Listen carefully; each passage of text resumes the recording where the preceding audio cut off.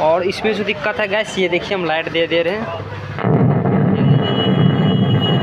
इसमें तो ये दिक्कत है ये। और बट इसमें ट्रांसफार्मर कोई बनाया है, बट उससे जो है कंप्लीट नहीं हुआ है।